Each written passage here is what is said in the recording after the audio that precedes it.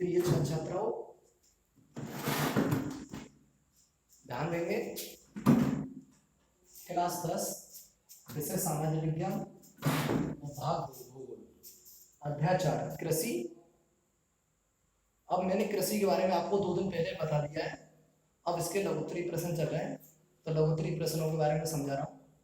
तो मैंने आपके लिए पहले बता दिया था भारतीय कृषि के बारे में, भारत में कौन कौन सी फसलें की जाती हैं उसके बारे में बताया था आपके लिए।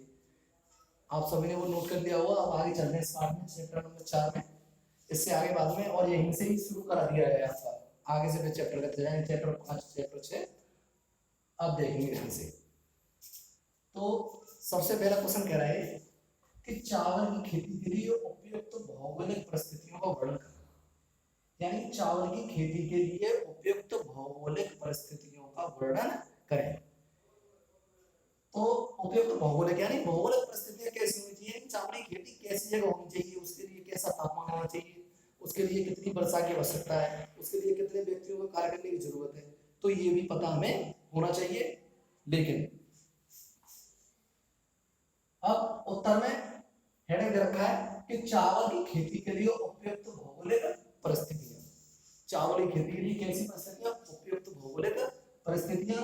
नंबर 1, चावल प्रमुख रूप से उष्णकटिबंधीय मानसूनी जलवायु की उपज है।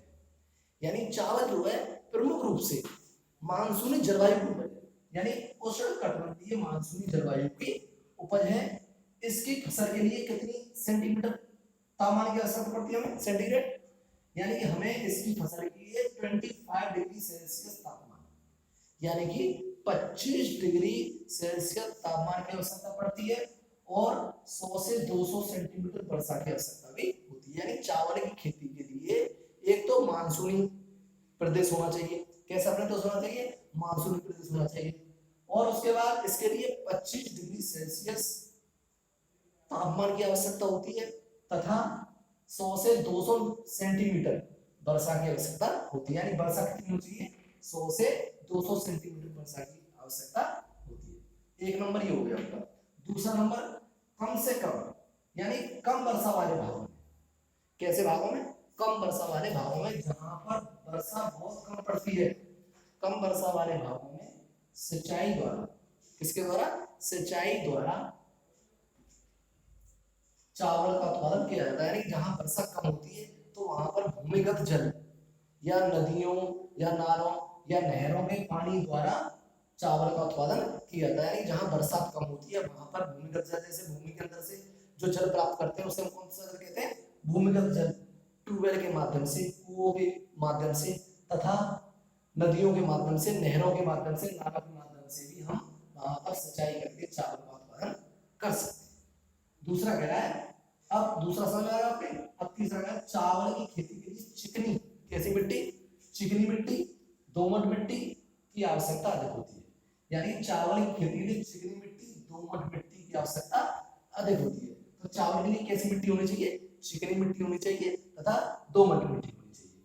और नंबर 4 में कह रहा है, नदियों के क्षेत्र, कैसी जगह, जहां पर नदियों का क्षेत्र हो, जहां बाढ़ के मैदान हो तथा समुद्र तटीय मैदान, जहां समुद्र तटीय मैदान हो वहां चावल की खेती सबसे अच्छी होती है। यानी कि नदियों के क्षेत्र, बाढ़ के मैदान तथा समुद्र तटीय मैदान में चावल की खेती को लिए उपयुक्त माना जाता है। यानी इन चीजों को चावल की खेती के लिए क्या माना जाता है, उपयुक्त माना जाता है। नंबर 5, चावल की खेती सघन जनसंख्या वाले क्षेत्र में। अब ये सघन जनसंख्या क्या होता है, सघन जनसंख्या जहां ज्यादा जनसंख्या होती है, जहां क्या होती है, ज्यादा जनसंख्या होती है, चावल की खेती के लिए सघन जनसंख्या वाले क्षेत्र चाहिए।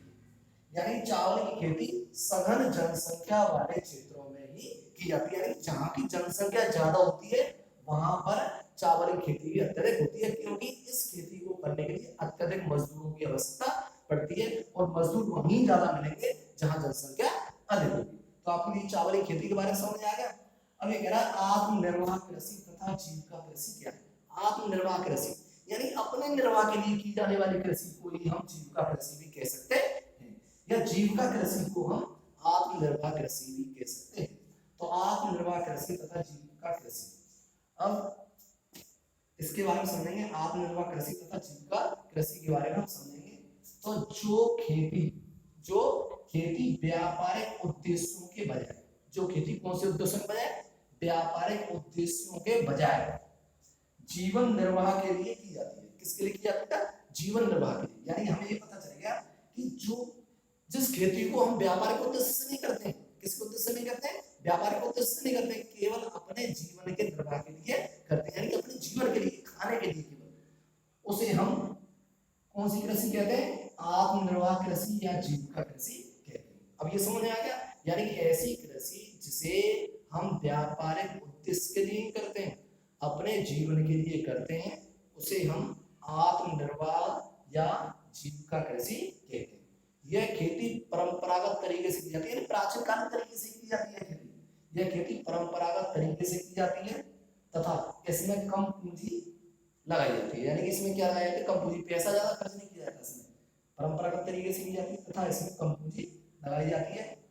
इस प्रकार की कृषि कबीलों में, कहाँ? कबीलों में, जो कबीलों के लोग रहते हैं, 6 महीने दूसरी जगह रह लिए, 6 महीने दूसरी जगह रह लिए, तो ये लोग अपने जीवन निर्वाह के लिए कृषि करते हैं।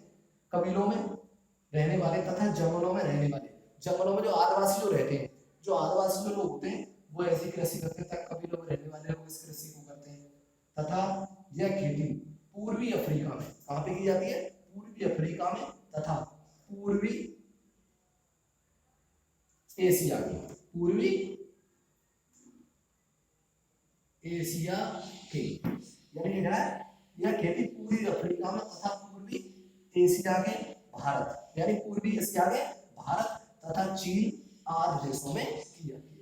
अभी हमें पता चल गया कि यह खेती पूर्वी एशिया के भारत तथा चीन में की जाती है और अफ्रीका में की जाती है। तो हमने आपके लिए आज 2 क्वेश्चन समझाए। सबसे पहला चावल की खेती के लिए उपयुक्त भौगोलिक परिस्थितियों का वर्णन करें। तो चावल की खेती के लिए उपयुक्त भौगोलिक परिस्थितियां, नंबर 1, चावल प्रमुख रूप से उष्णकटिबंधीय मानसूनी जलवायु की फसल है या उपज है।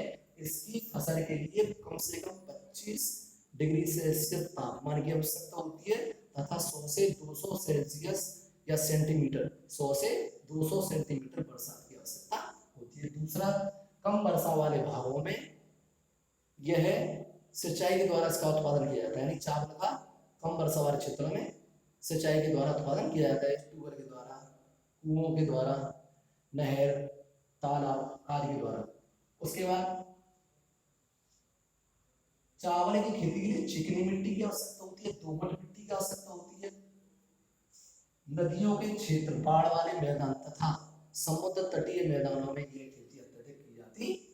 और चावल की खेती के लिए सबसे ज्यादा जनसंख्या आवश्यकता पड़ती है, क्योंकि जहाँ ज्यादा जनसंख्या होती है वहीं पर चावल की खेती अधिक होती है, क्योंकि इसमें कार्य करने के लिए अधिक व्यक्तियों की आवश्यकता होती है। अभी कह रहा आत्मनिर्भर कृषि तथा जीविका कृषि क्या है? तो मैंने पहले बता दिया कि वह कृषि जो व्यापार के उद्देश्य से नहीं की जाती है, जो अपने जीवन के लिए की जाती है, उसे हम आत्मनिर्वाह या जीविका कृषि कहते हैं। यह कृषि प्रमुख रूप से परंपरागत तरीके से तथा कम पूंजी लगाकर की जाती है। कृषि परंपरागत तरीके से तथा कम पूंजी लगाकर की जाती है। यह कृषि ज्यादातर कबीलों में रहने वाले लोग तथा जंगलों में रहने वाले लोग, जिन्हें हम आदिवासी बोलते हैं, वो लोग करते हैं। यह कृषि पूर्वी अफ्रीका में तथा पूर्वी एशिया के भारत तथा चीन आदि देशों में की जाती है। इतना काफी है, आगे